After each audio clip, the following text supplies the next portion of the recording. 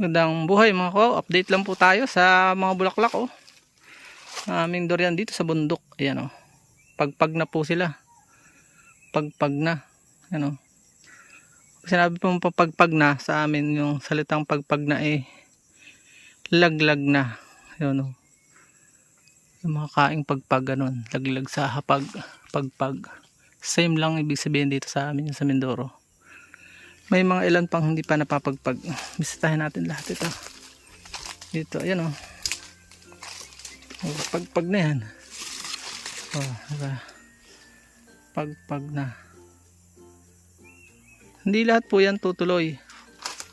Sana may tumuloy din matukuran na lang. Ang gandang mag vlog dito. Pagka nagtuloy ito. Mga kawaw. Abangan nyo lang po ito. Ayan o, ang ganda nyan. Dito sa kumpul na ito, baka may isa, dalawa, tatlo, ganyan, piswerte ng tatlo. At nakakatuwa talaga yung variety na yan. Seedling ko siya tinanim. Tanggalin natin. Ito, tanggalin natin ito mga sagabal na ito.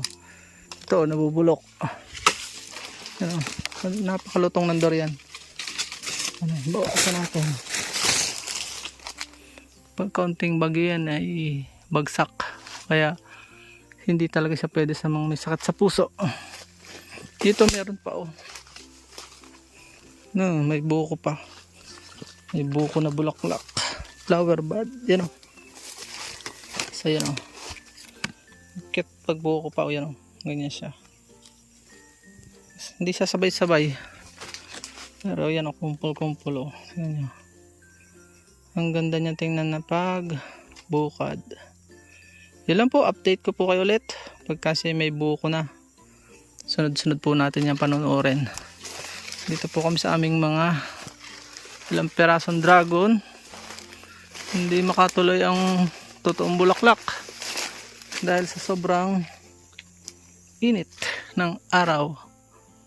May ilan ako nakikita mga bulaklak na hindi natuloy. Ayun, puro mga brown no? Hindi yan tutuloy. Or maredis. Pag mapula-pula. Kailangan po yan. Ako. May nahinog ng saba. Magtitiba muna po ako ng saba. Timing na Sabado nakaparito ko. Ay hinog na Kailangan ko itong matiba ngayon din. Yan lang po. Maraming salamat. Hinog na saba. Bye bye and God bless.